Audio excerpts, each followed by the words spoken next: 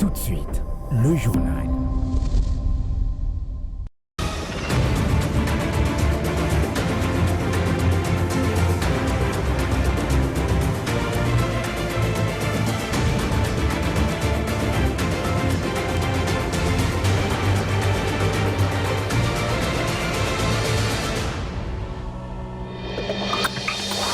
Nouveau journal sur la RT Éduc. Merci d'être avec nous à la une.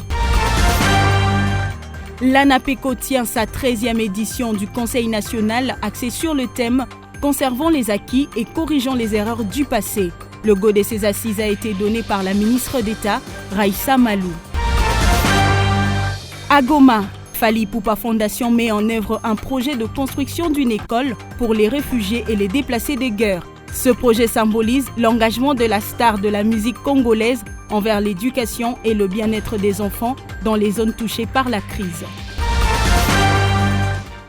Autre chose, la première ministre Judith Suminwa-Tuluka accueille avec satisfaction l'engagement de la Grande-Bretagne pour un nouveau partenariat diplomatique et économique avec la RDC. Ce projet sera focalisé sur la croissance économique et le renforcement des échanges commerciaux.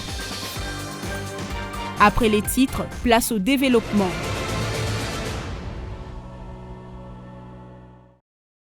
Pour parler gouvernement et bons syndicats à l'éducation nationale et nouvelle citoyenneté, la ministre d'État Raissa Malou s'imprègne de l'évolution des travaux.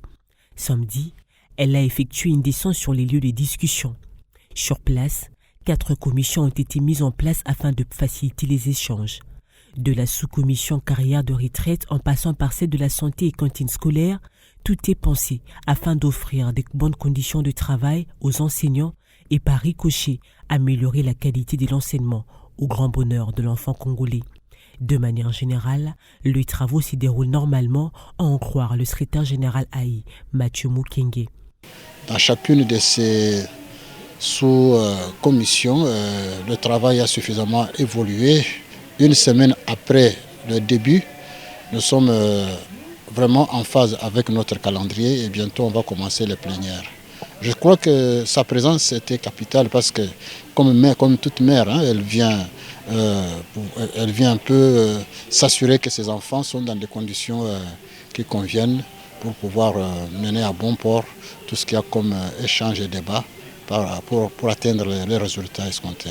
Pour les participants, cette visite de la ministre d'État, ministre de l'Éducation nationale et nouvelle citoyenneté, est une preuve de son attention aux desiderata des enseignants. C'est pour moi une joie parce que ça permet à notre militaire de voir l'état d'avancement, non seulement des activités, mais aussi de l'ambiance, le souci de tous les participants. Au terme de sa ronde, la ministre d'État Raissa Malou s'est également entretenue avec l'équipe médicale qui veille sur la bonne santé des participants. L'on note que la présence de cette équipe est une innovation et une préoccupation prise par le ministère de l'Éducation nationale, organisateur de la commission paritaire.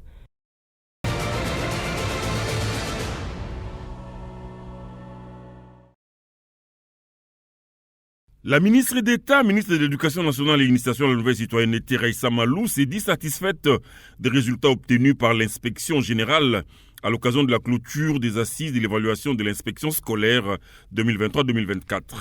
Raissa Malou a fait une fière chandelle aux inspecteurs en leur indiquant que les discussions stratégiques qu'ils ont eues témoignent de leur volonté à améliorer le travail et la qualité de l'enseignement dans notre pays. À l'issue de cette réunion annuelle d'évaluation des activités de l'inspection scolaire pour l'exercice 2023-2024, il est avec une grande satisfaction que je constate que les objectifs fixés ont été atteints. Cet accomplissement est une preuve éclatante de votre engagement et de votre professionnalisme et je tiens à vous en féliciter. Je me réjouis particulièrement de constater que les réflexions menées lors de ces assises s'inscrivent parfaitement dans la vision de son Excellence Monsieur le Président de la République, chef de l'État, Félix-Antoine Tshisekedi Tshilombo, qui place l'éducation au cœur du développement national. Cette réunion n'a pas seulement été un moment de réflexion, mais aussi une opportunité pour renforcer les piliers de notre système éducatif en alignement avec la stratégie sectorielle de l'éducation et de la formation. Je m'engage personnellement à soutenir l'inspection générale dans ses efforts pour accomplir ces nobles missions, qui sont essentielles. Ces nobles missions qui sont essentielles pour redorer le blason de notre système éducatif et renforcer sa crédibilité. Mais bien avant la clôture des travaux par la ministre d'État et ministre de l'Éducation nationale, Raissa Malou, les participants avaient formulé quelques recommandations à l'endroit du gouvernement, entre autres d'honorer ses engagements par rapport à la passation, la correction et la publication des épreuves certificatives et prendre en charge correctement tous les inspecteurs et tous les intervenants en payant des primes et salaires décents, d'allouer une ligne budgétaire pour la formation continue des enseignants. Et pour sa part, l'inspecteur général Jacques Odiamusungaya a émis la recommandation selon laquelle plus aucune décision officielle ne doit être publiée dans les réseaux sociaux, qu'on utilise les canaux officiels pour les décisions officielles.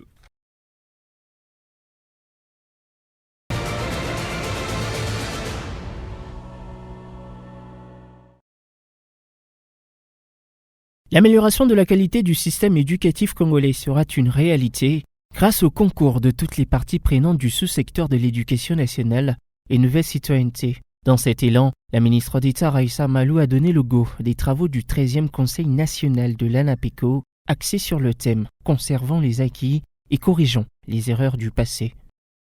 Au cours de ces assises, le président national de l'ANAPECO a salué la clairvoyance et la reconnaissance du ministère de l'Éducation nationale quant à l'apport clé des parents pour la réussite des réformes du système éducatif en RDC. Pour sa part, Raissa Malou a exprimé sa gratitude aux parents congolais qui réitèrent leur engagement à accompagner le ministère malgré les défis qu'ils rencontrent pour rehausser la qualité de l'enseignement. Nous sommes réunis aujourd'hui dans un contexte crucial où le rôle de l'ANAPECO en tant que pilier du système éducatif est plus que jamais essentiel. Les défis auxquels notre éducation fait face exigent une réponse collective, guidée par une vision claire et partagée. C'est dans cet esprit que nous devons œuvrer ensemble pour que chaque enfant congolais puisse bénéficier d'une éducation de qualité à la hauteur de ses aspirations et de celles de notre pays. Je tiens également à souligner l'importance capitale du soutien continu des parents et de la communauté dans la gestion des établissements scolaires. Votre participation active est un gage de succès pour les réformes en cours et pour celles à venir. Sous la haute impulsion du président de la République, chef de l'État, son Excellence M. Félix-Antoine Tshisekedi Tshilombo, notre gouvernement s'est engagé à placer l'éducation au cœur du développement national. Ces travaux de 5 jours, qui réunissent tous les délégués provinciaux de cette association des parents, aboutiront à l'élaboration d'un rapport final qui sera soumis aux autorités de l'éducation nationale. Objectif, garantir la réussite de l'année scolaire 2024-2025.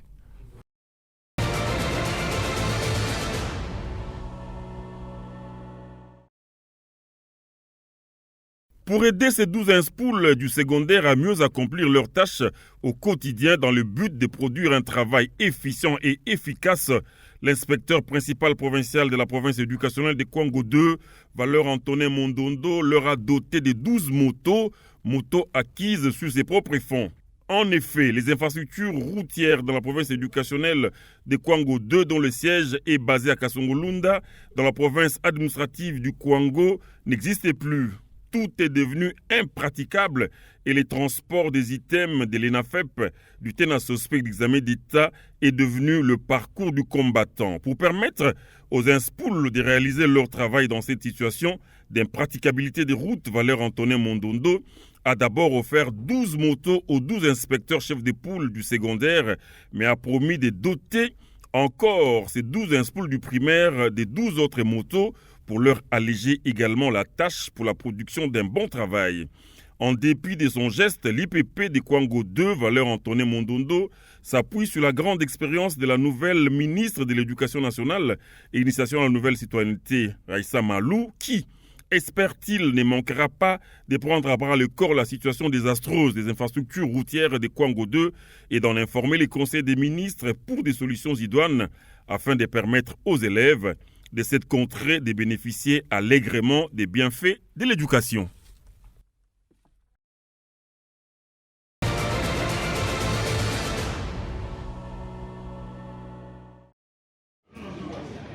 syndicalisme, c'est une école de l'excellence. Le syndicaliste est un acteur de la société civile. Sébastien Bachiyekula a tenu à faire une mise au point sur le travail syndical et la rentrée scolaire 2024-2025. Pour lui donc, la rentrée scolaire c'est un fait administratif et non un fait syndical. Les syndicalistes mal intentionnés ne doivent pas profiter des assises des Bibois pour menacer et boycotter la rentrée scolaire 2024-2025, a-t-il souligné. Ce n'est pas légal, ce n'est pas réglementaire. Et surtout que quand l'employeur a fait preuve de bonne foi et qu'il vous invite pour parler, on peut parler ensemble. Nous sommes au 8e mois. Il nous reste 4 mois de la fin de l'année. Un syndicaliste est censé connaître ça. Que ce soit sur les plans budgétaires. C'est pratiquement, il reste un trimestre. Donc tout ça, un syndicaliste doit le savoir. Et encore, vous avez affaire à un nouveau gouvernement qui vient de prendre possession de ses attributions, qui n'a pas encore fait pour les gens qui connaissent la gouvernance et le management. On accorde à tout gouvernement du moins les 100 premiers jours pour montrer les prémices. Et si vous avez même des idées, vous avez un cahier de charges, on les lui introduit jusqu'à ce qu'il ait le temps de les pénétrer, de les maîtriser pour envisager des réponses.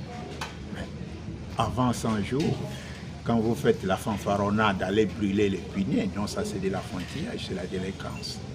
Les responsables ne travaillent pas de cette manière. Pour Sébastien Bachiyekula, le syndicalisme, c'est une école d'excellence. On ne s'improvise pas syndicaliste et chercher à perturber inutilement les choses pour des raisons obscures.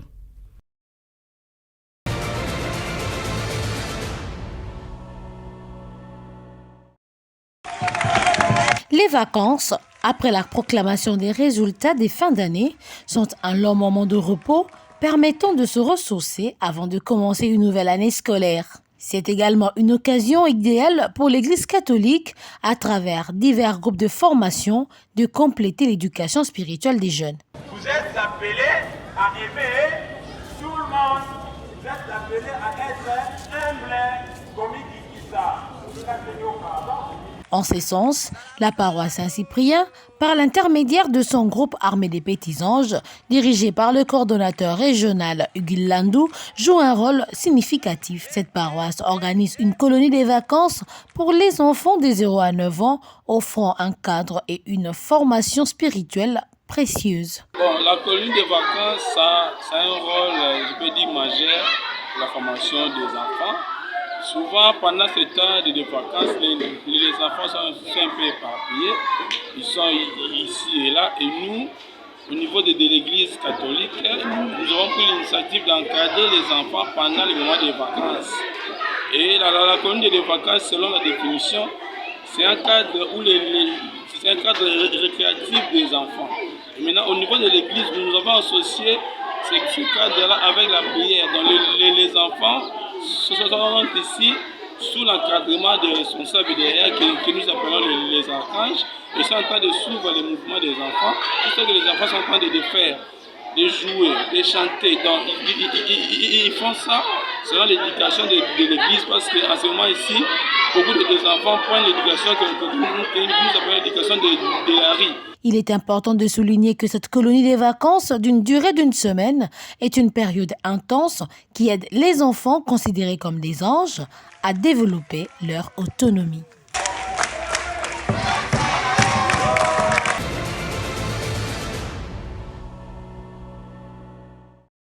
Cette colonie des vacances a réuni 31 enfants, dont 20 enfants dits de la rue, venus de la place Victoire, et 11 autres déjà hébergés par l'ONG VAPEV, initiatrice de la colonie. Cela s'est déroulé à son centre de Mangala, à 13 km de la gare de Kimwenza.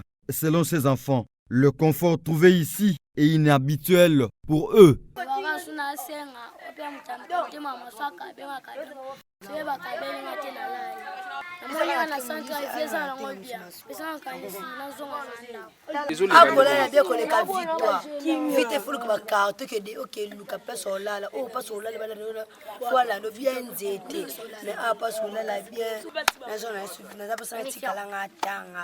Pour Madame Fanny Kamweni, la coordonnatrice de VAPEV, L'objectif poursuivi est de permettre aux enfants de retrouver une vie normale, dépouillée des antivaleurs. Peut-être que dans ma famille, on ne m'a pas donné un lieu pour dormir, mais voilà, le centre EVAPEV m'accorde un lieu où je peux dormir. Peut-être qu'il n'a pas d'occasion d'étudier chez eux, on l'a accusé de sorcellerie, il n'est pas accueilli, mais ici, on peut l'accueillir et le scolariser. Certains même demandaient des formations professionnelles. Donc, on s'est dit qu'il y a possibilité d'avoir beaucoup d'informations des enfants éloignés de leur site. Il y en a même qui ont été kidnappés. Mais comment les savoir si on ne les avait pas amenés dans ces... En ouvrant à ses hôtes la possibilité de rester dans son centre, EVAPEV propose des formations de métiers aux personnes désireuses.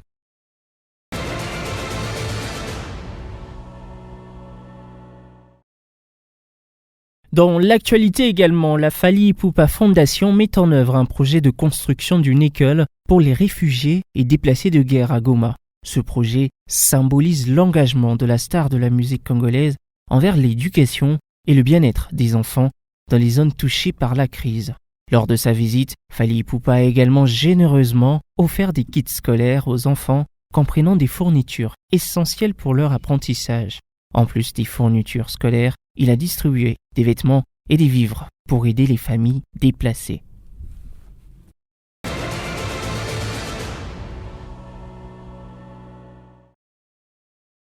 La Première ministre agrée l'engagement de la Grande-Bretagne pour un nouveau partenariat diplomatique et économique avec la RDC.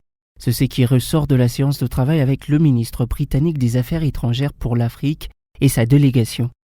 En effet, la Grande-Bretagne s'engage à apporter son accompagnement à travers ses différents services en vue de la croissance économique congolaise. Ce nouveau partenariat vise à renforcer le commerce entre les deux pays. Le partenariat est basé sur la croissance économique parce que le nouveau gouvernement du Royaume-Uni est engagé à fournir ces différents services dans le contexte de la croissance économique. Et ça ne proviendra que du commerce. Et cette croissance-là est basée sur les échanges pour développer la situation ou le paysage économique en RDC. La Grande-Bretagne veut également accompagner la RDC dans la transformation de ses produits issus de l'industrie extractive en perspective de favoriser la création de plus d'emplois. C'est qui cadre avec le premier pilier du programme d'action du gouvernement. Je crois que cet accompagnement n'est pas seulement dans l'industrie extractive. On veut se rassurer que ce qui a été extrait est transformé parce que nous voulons créer, nous voulons qu'il y ait plus d'emplois en République démocratique du Congo. Vous savez qu'il y a beaucoup de potentiel ici en termes de la jeunesse. Donc c'est un aspect très important. Et j'étais lors de ma visite en Angola, j'ai vu le port et j'ai vu combien ce genre de développement a impacté sur le pays et cela apporte une valeur ajoutée. Donc cette valeur ajoutée va venir renforcer en fait l'économie et avoir plus de revenus au niveau national. Ce nouveau partenariat entre la RDC et la Grande-Bretagne sera matérialisé de façon formelle dans un avenir bien proche. Notons que ce nouveau partenariat est envisagé alors que le nouveau Premier ministre britannique a annoncé l'abandon total du plan visant à expulser vers le Rwanda des demandeurs d'asile et migrants arrivés illégalement au Royaume-Uni.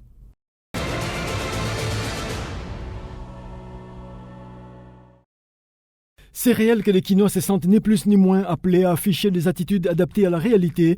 Pour certains, aucune information concernant la dite maladie et pour d'autres, c'est le contraire. Ce qui justifie l'adage qui dit « l'ignorance tue ». En effet, depuis 1970, la maladie monkeypox ou variole du singe fut confirmée en République démocratique du Congo, alors Zaïre. Elle refait donc surface sur le sol congolais avec un virus plus contagieux et plus dangereux encore. La maladie de monkeypox, autrement appelée variole du singe, c'est une maladie qui est transmise par l'homme par des animaux infectés. Alors, cette maladie se présente des symptômes tels que les éruptions cutanées, la fièvre, le prurite généralisé, la fatigue musculaire. Alors, la transmission est aussi côte à côte, c'est-à-dire quand vous touchez la patiente ou le patient qui est infecté, d'emblée vous êtes contaminé de cette maladie. Les précautions sont simples. ces questions au niveau de nos systèmes de santé, de passer l'information correctement au niveau de base, au niveau de structures de base, des zones de santé, au niveau des hôpitaux. Cependant, la plupart des personnes en République démocratique du Congo et plus particulièrement à Kinshasa ignorent encore l'apparition de la dite maladie. Vu son ampleur, c'est une terreur pour ceux qui en ont connaissance.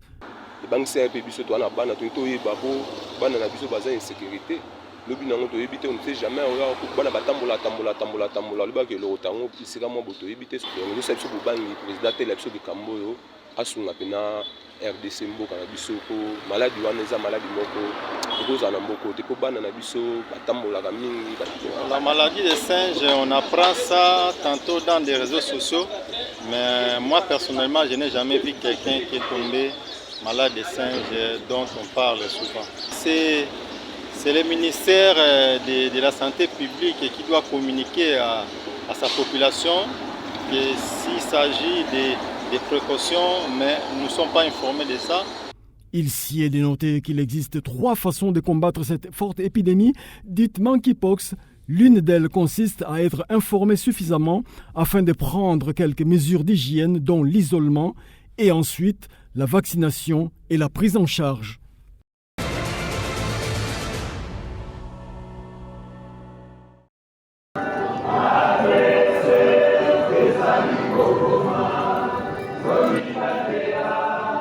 Nous déclarons clos les travaux du premier forum national sur les AVC en République démocratique du Congo. C'est en ces termes que le doyen de la faculté de médecine de l'université de Kinshasa, le professeur Roger Mbungu, a clôturé ce week-end les assises du premier forum national sur la prise en charge multidisciplinaire des AVC en RDC à l'ère de la couverture santé universelle. Bien auparavant, la poursuite d'exposés et partage d'expériences par quelques experts en neurochirurgie interventionnelle, en radiologie interventionnelle et imagerie médicale, en réanimation et anesthésie, ont renseigné que les AVC ischémiques sont les plus fréquents en RDC et à travers le monde, causant la mort de plus de 80% de patients et auteur du handicap acquise chez les adultes. D'où l'objectif primordial de ce premier forum étant de réduire au moins à 21% le taux de décès dû aux AVC qui s'élèverait à près de 7,8 millions de personnes à l'horizon 2030 selon l'OMS.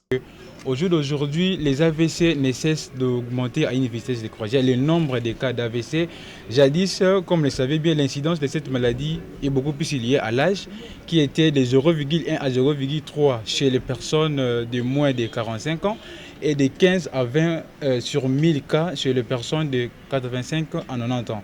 Mais au jour d'aujourd'hui, le nombre de cas en fait, de personnes qui font en fait, les AVC ne fait qu'augmenter, et même chez les enfants. Et cette réduction des AVC en RDC passe avant tout par la prévention. Cette médecine préventive nécessite plus de moyens financiers pour équiper les hôpitaux à travers toute l'étendue du pays. C'est ici le moment de remercier la Première ministre pour avoir accepté de patronner cette grande messe scientifique, de remercier toutes les autorités qui ont soutenu et de remercier toutes les personnes qui se sont jointes à nous pour pouvoir organiser cette rencontre scientifique. Il faut retenir de l'essentiel de ces assises que la sensibilisation et l'éducation de la population, des leaders religieux et d'opinion sur les signes avant-coureurs et les facteurs de risque s'avèrent indispensables. Et pour éviter les AVC, il est recommandé d'observer une alimentation saine et équilibrée, bien gérer la tension artérielle et la glycémie.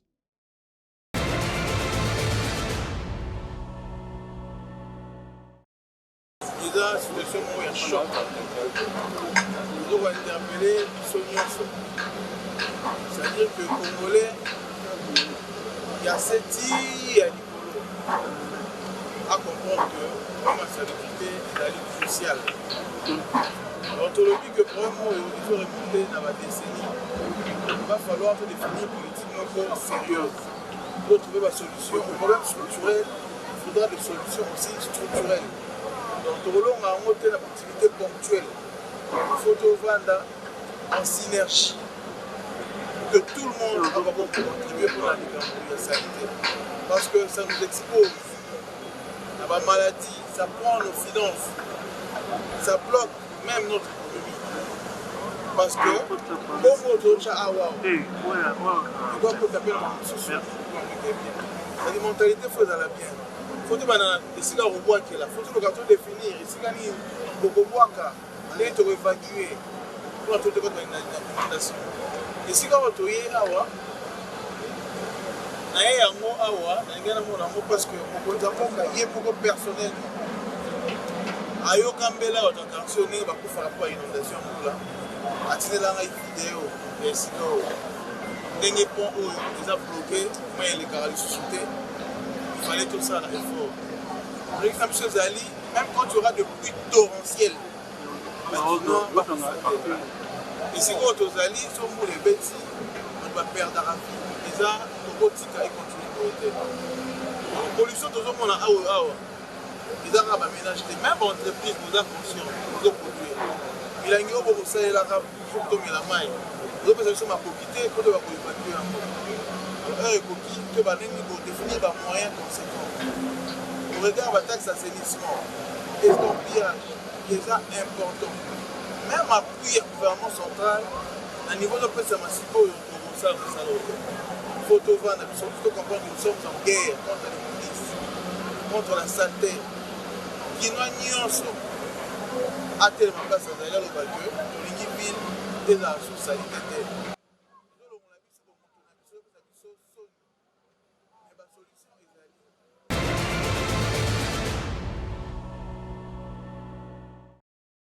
Elles sont venues de tous les quatre coins de la capitale pour prendre d'assaut la paroisse Sainte-Anne de la Gombe afin de rendre un hommage mérité aux personnes vivant avec handicap décédées suite au conflit armé dans l'est du pays, ainsi que dans l'ouest avec l'apparition du phénomène Mobondo. Dans son homélie, le prédicateur du jour a axé son message sur le livre d'Actes des Apôtres chapitre 10, verset 34, ainsi que Matthieu chapitre 25, verset 35, pour appeler les personnes vivant avec handicap ainsi que tous les Congolais à la solidarité. Avec cette Eucharistie, nous sommes en même temps en train de prier et de sensibiliser.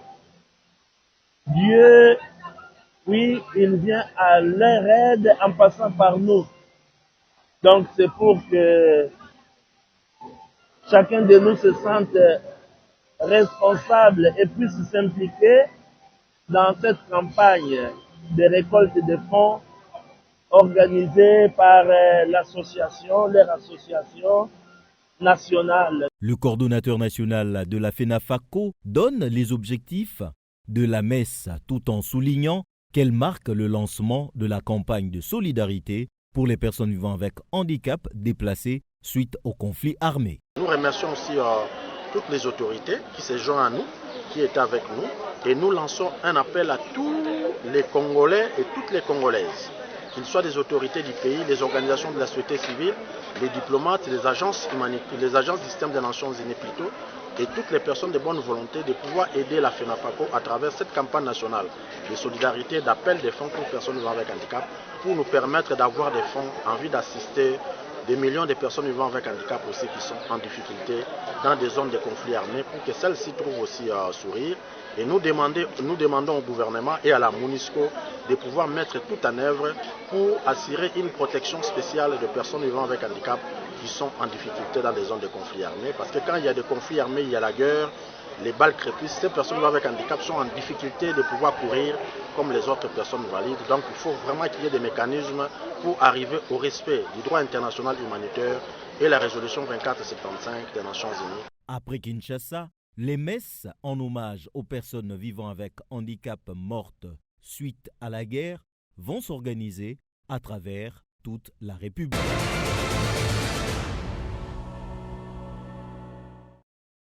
Pour mieux la situer, Autoroli est situé sur l'avenue Kingabwa numéro 33, dans la commune de Ngiringiri, au croisement de Gambela-Khartoum. L'œuvre de Roli Faso s'octroie la discipline de vendre diverses pièces d'occasion d'Europe. Le jeune Congolais lui rend service, non seulement pour lui faciliter la bonne vente, mais aussi leur permettre de trouver de l'emploi afin d'être autonome.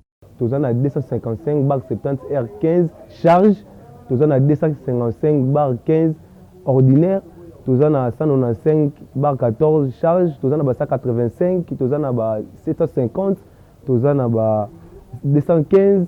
Je vais juste appeler les clients, tout la mis tout ka resomba.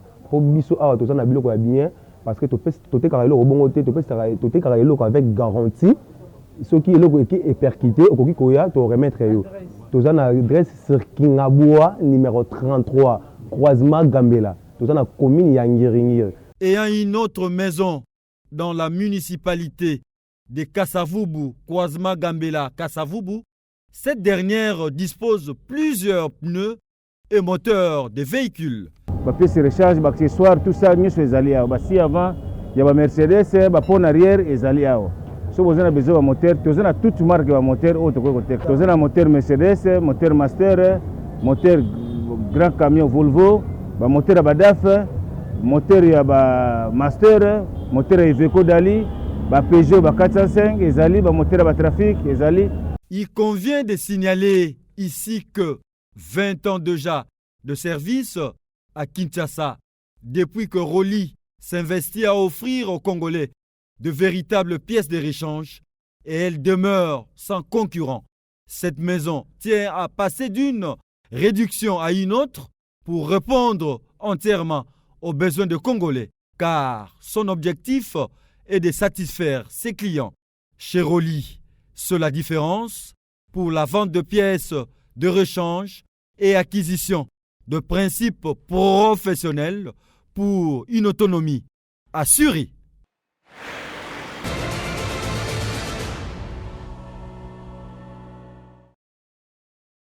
Pour mieux comprendre les ravages qu'opère le moustique, insecte nocif à la santé humaine, l'on retient premièrement que ce fut en 1897 qu'un chercheur nommé Ronald Ross a découvert que le paludisme se transmet par la piqûre de moustiques. Depuis, toute l'attention des hommes dans le monde a été centrée sur le paludisme ou malaria qui tue environ 450 000 personnes par an, selon les statistiques établies en 2018. À cette époque, on a recensé 228 millions de nouveaux cas. Les chercheurs en sont arrivés à découvrir qu'outre le paludisme, le moustique est également à l'origine de 2 autres maladies, notamment la dengue, pour laquelle environ 4 millions de personnes sont touchées dans le monde, maladie présente dans plus ou moins 127 pays sur la planète. Quant à l'autre forme de maladie transmise par les moustiques, dite chikungunya, elle tue environ 50 000 personnes par année. En 2015, plus d'1 million de cas de chikungunya étaient signalés. Depuis, des campagnes contre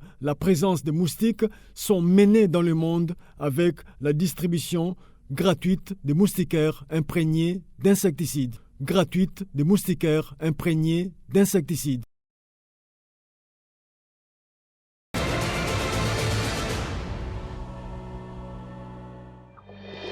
Fin de cette session d'information. Merci de l'avoir suivi.